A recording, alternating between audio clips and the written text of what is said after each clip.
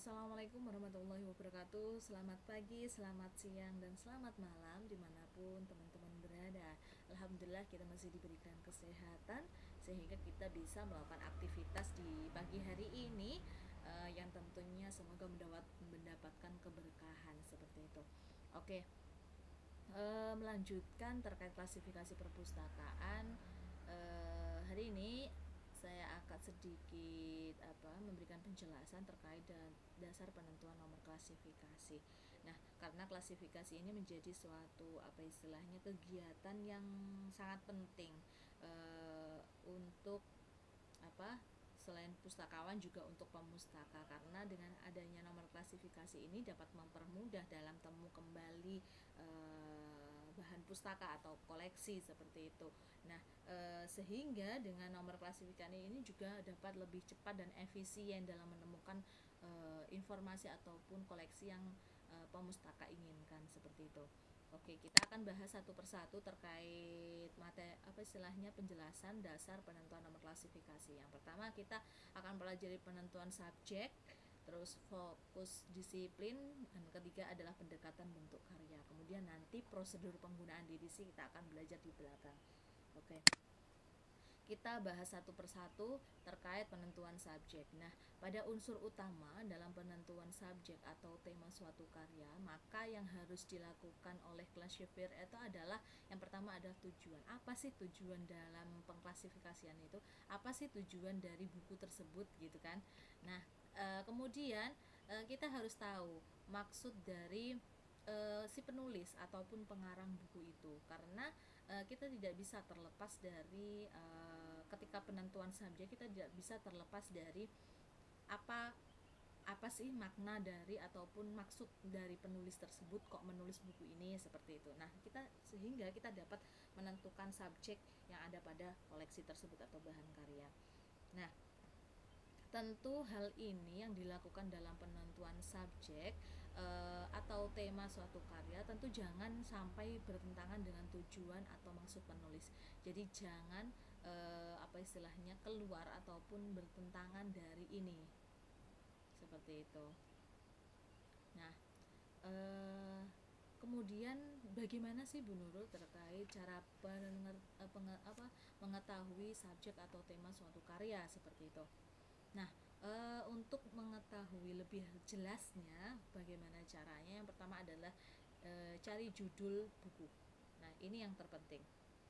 Nah, judul ini merupakan judul suatu karya yang mana ada kalanya sudah menunjukkan tema atau subjek yang telah dibahas, seperti halnya pengantar psikolog, sosiologi, terus filsafat. Nah, ini kan sudah menunjukkan bahwa dari judulnya saja sudah kelihatan subjek dan temanya dalam suatu karya tersebut.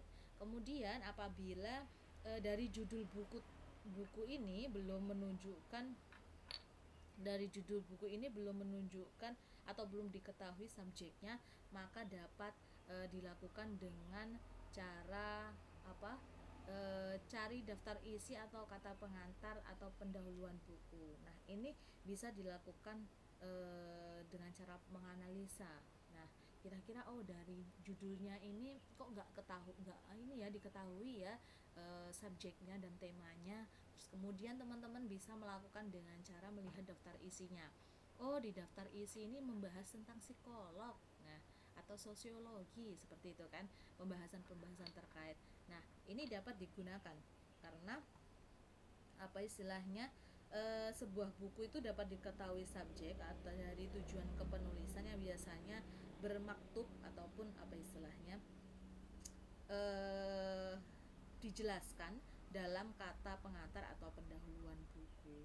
Tentu hal ini jangan sampai menyimpang dari tujuan yang hendak disampaikan oleh penulis ataupun pengarang buku tersebut.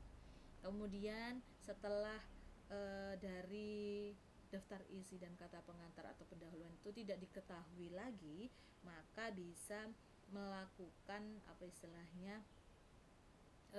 cara untuk mengetahui subjek dengan cara dari ringkasan atau resume. Maka tentu ringkasan isi pada buku yang umumnya tertera pada cover belakang ini dapat dijadikan sebuah pedoman dalam penentuan suatu penentuan subjek ataupun karya gitu. Misal seperti halnya contoh Laskar Pelangi. Laskar Pelangi ini subjeknya tentang apa sih kayak gitu kan. Tentu hal ini menjadi sangat bingung untuk teman-teman sekalian kalau kita tidak membaca buku ataupun kita membaca resum atau sinopsisnya seperti itu. Nah, tentu apakah subjeknya ini pelangi ataupun laskar. Nah, pelangi ini subjeknya berapa, ada kan kayak gitu kan. Tentu hal ini harus kita sebagai classifier harus paham betul terkait penomoran tersebut. Ternyata Laskar Pelangi ini merupakan fiksi Indonesia seperti itu. Nah, kita baru tahu ternyata nomor klasifikasi untuk buku Laskar Pelangi ataupun yang lainnya ini merupakan fiksi Indonesia. Nah, kemudian membaca sebagian isi dari buku. Nah, ini bisa digunakan apabila dari ringkasan ataupun resum ini belum ditemukan. Nah, ketiga cara tersebut ini bisa setelah ketiga ini belum bisa diketahui dengan membaca sebagian isi. Kita melihat dari judul-judul atau subbab-subbab yang ada di buku tersebut.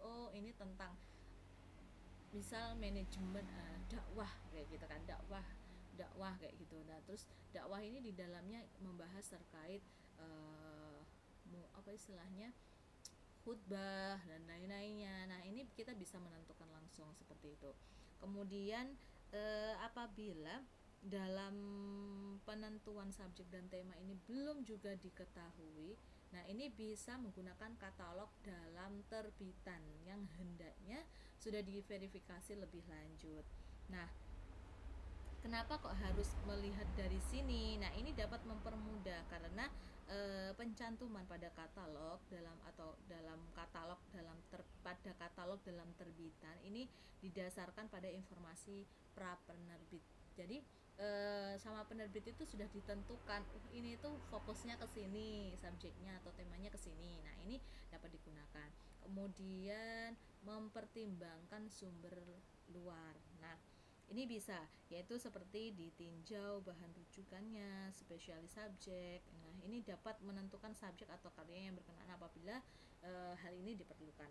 Seperti halnya melihat di WordCat, terus ada di katalog Perpusnas ataupun katalog-katalog yang ada di perpustakaan lain. Kita bisa membandingkan, nomor kelasnya ini, ketika kita tidak bisa menentukan subjek ataupun tema yang ada seperti itu. Nah, seperti halnya contoh diktat mata kuliah pengantar ilmu perpustakaan seperti itu. Nah, kita bagaimana sih kita menentukan subjeknya? Kita menentukan apakah subjeknya itu diktat mata kuliah atau pengantar ilmu perpustakaan.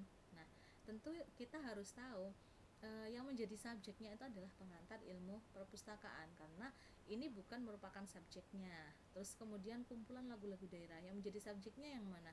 Yaitu lagu-lagu daerah seperti itu. Terus kemudian contoh lagi ini, silahkan teman-teman mencoba pengantar aljabar untuk sekolah menengah atas. Nah, ini subjeknya yang mana? Terus buku saku informatika subjeknya yang mana? Kamus bahasa Jepang subjeknya yang mana? Nanti silahkan ditulis dalam forum diskusi. Nanti teman-teman tentukan subjeknya yang mana, nomor kelasnya berapa, seperti itu ya. Nah, kemudian yang kedua adalah fokus disiplin, di mana fokus disiplin ini memiliki memiliki dua cara, yaitu pertama adalah apabila suatu karya itu memungkinkan lebih dari satu subjek dalam disiplin yang sama dan lebih dari satu disiplin. Jadi apabila lebih dari satu subjek dalam disiplin yang sama itu bagaimana caranya? Terus kemudian lebih dari satu disiplin itu bagaimana? Nah, kita bahas satu persatu.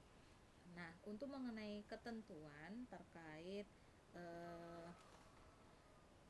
apabila kita menggunakan lebih dari satu subjek dalam disiplin yang sama. Yang pertama adalah memasukkan karya yang membahas subjek yang saling berhubungan pada subjek yang dipengaruhi. Jadi kita harus garis bawahi apabila si karya tersebut saling berhubungan namun pada subjek yang dipengaruhi. Nah, ini harus mengikuti ketentuan yang ada pada peraturan DDC. Contohnya, dampak pengasuhan ibu dengan tekanan jiwa terhadap psikologi anak. Nah, kita harus mencari mana subjeknya yang yang digunakan dalam judul ini. Nah, tentu masa dampak pengasuh ibu tekanan jiwa kan nggak mungkin, karena ini merupakan bagian-bagian dari subjek yang dipengaruhi. Jadi subjek yang dipengaruhi itu ciri-cirinya adalah terhadap, misalnya judul apa terhadap apa gitu kan, kinerja, istilahnya ini motivasi kerja dapat mempengaruhi kinerja pustakawan. Nah, mana yang menjadi subjeknya, yaitu kan kinerjanya. Jadi kalau ini dampak pengasuhan ibu dengan tekanan jiwa terhadap psikologi anak. Jadi yang menjadi subjeknya ini adalah psikologi anak, bukan pengasuhan, bukan ibu, ataupun bukan tekanan jiwa. Nah, ini kita harus tahu. Jadi apabila si subjeknya itu lebih dari satu subjek dalam disiplin yang sama, tentu kita harus tahu apakah ini subjeknya itu dipengaruhi ataupun enggak gitu loh. Tuh, pertama. Yang kedua yaitu memasukkan karya yang membahas dua subjek pada subjek yang dibahas lebih banyak. Jadi kita harus garis bawahi bahwa ketika terdapat dua subjek, nah subjek yang dibahas itu lebih banyak dalam pembahasannya, maka itu yang menjadi subjeknya. Misal contoh dan sekularisme. Nah, apabila Islam ini banyak dibahas daripada sekularisme, maka penggolongan yang dimasukkan itu adalah Islamnya yang menjadi subjeknya. Jadi penomoran yang teman-teman tentukan ini adalah subjeknya, Islamnya, bukan sekularismenya. Itu ya yang kedua. Kemudian yang ketiga, apabila dua subjek yang dibahas itu sama banyak, di mana antara satu subjek ini tidak saling menjelaskan dan tidak saling berkaitan, maka masukkan pada subjek yang nomornya tercantum lebih dulu atau schedule atau bahkan DDC. Jadi apabila lebih dari satu, misal dua gitu ya, kita harus menggaris bawahi. Nah, kira-kira subjek yang tercantum pada nomor ini lebih dulu mana? Kita harus tahu peraturan pertama dari kedua.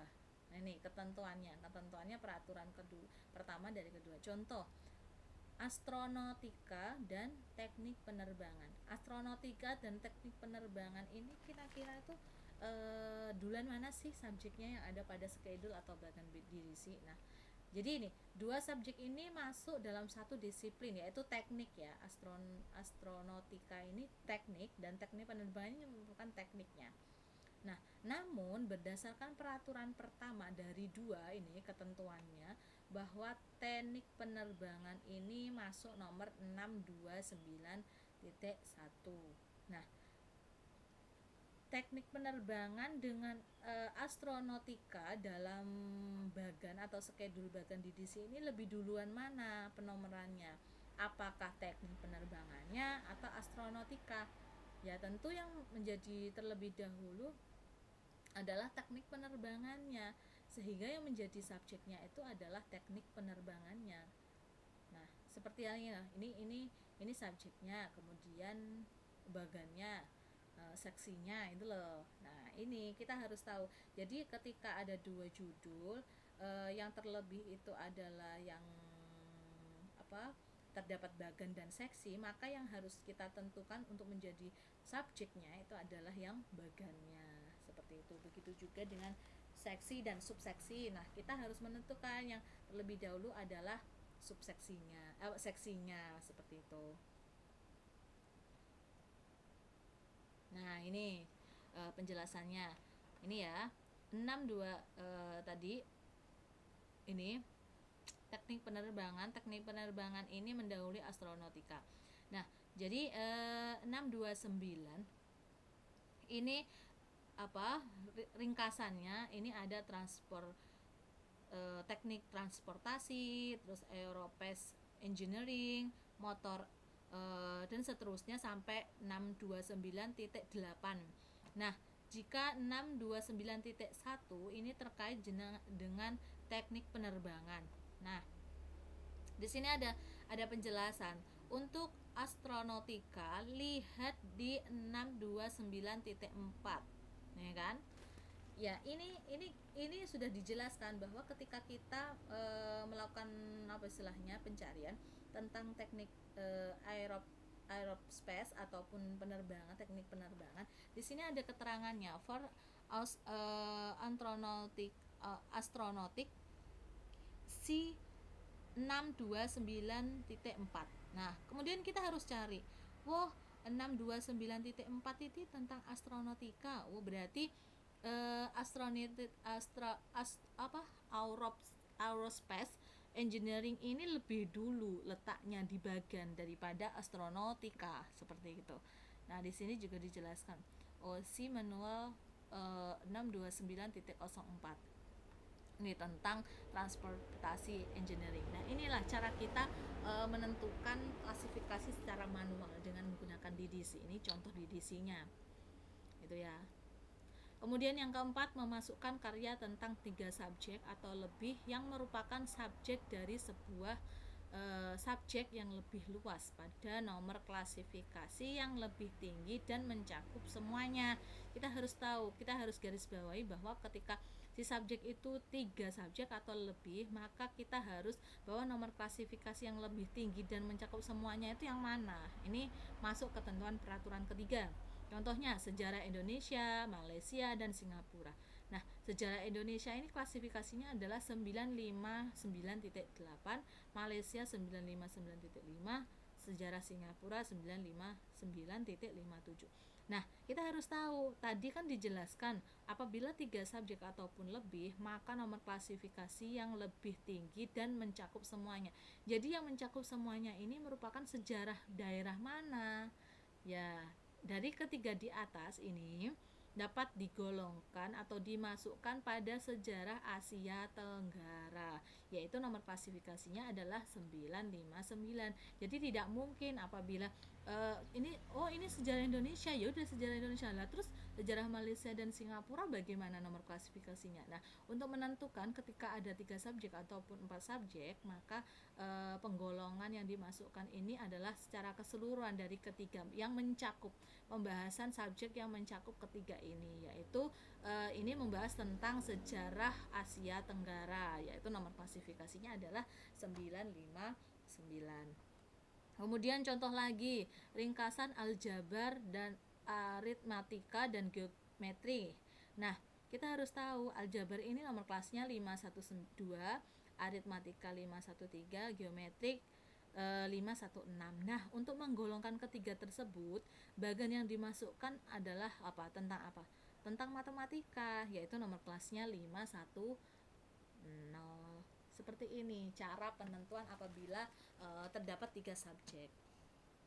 Oke, ini tentang algoritma, aritmatika, dan geometri.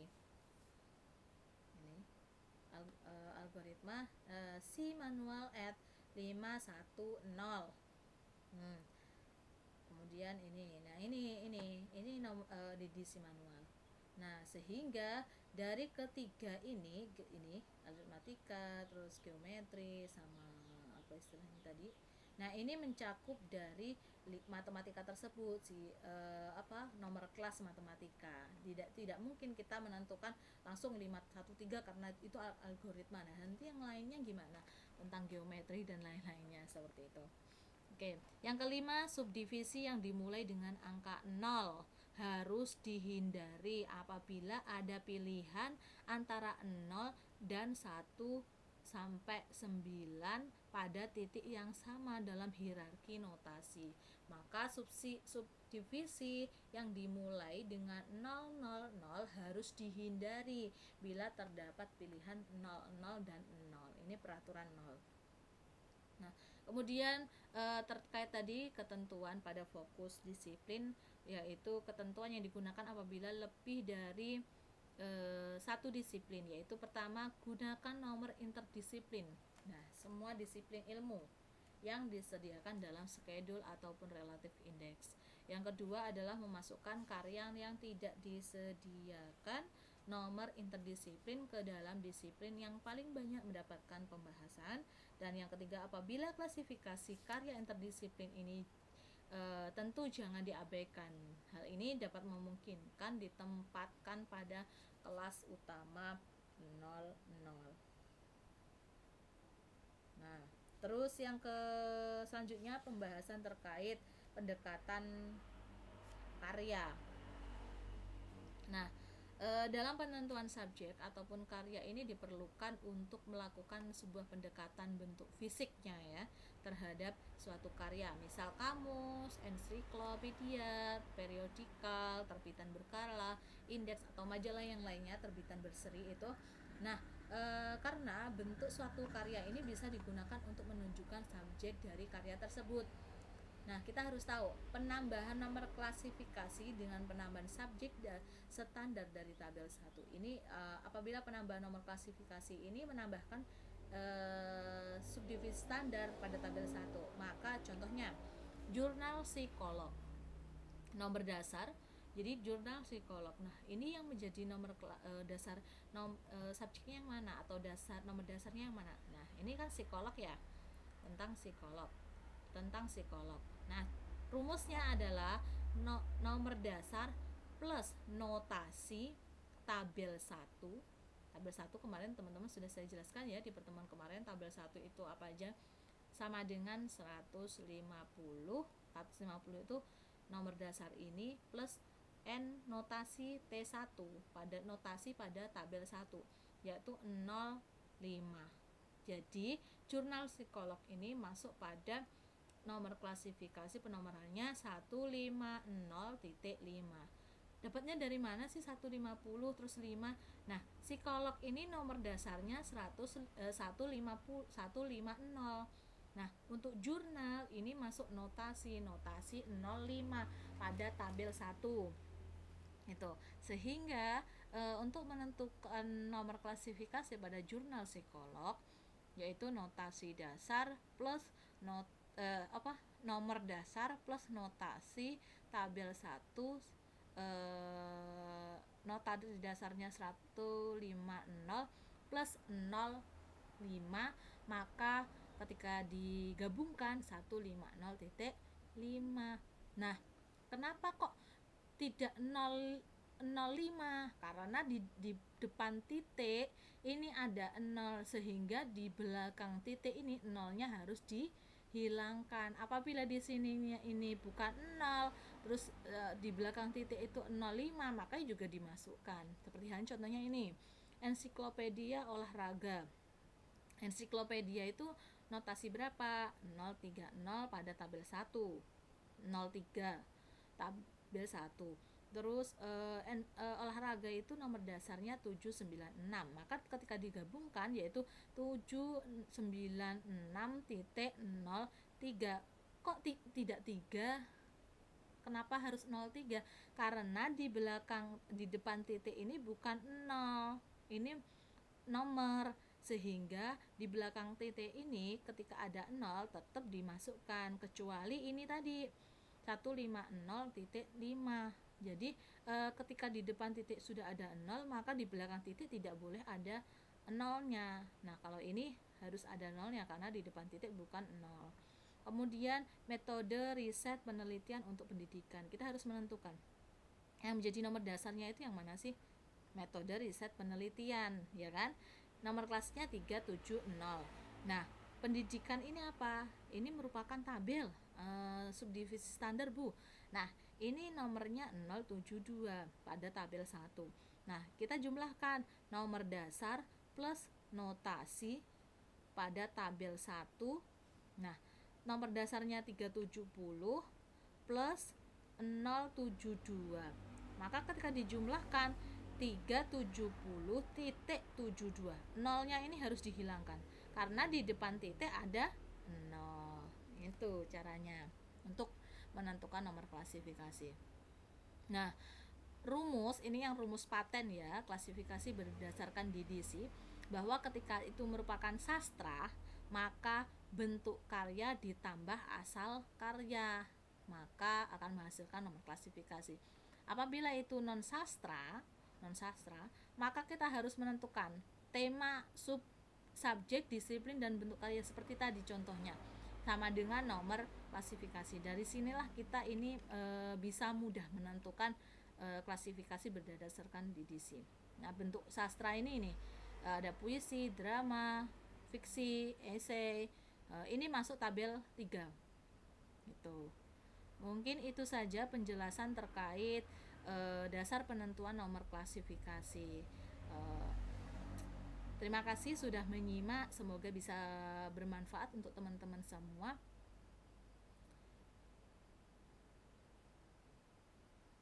Jangan lupa subscribe, like, dan komen. Terima kasih. Wassalamualaikum warahmatullahi wabarakatuh.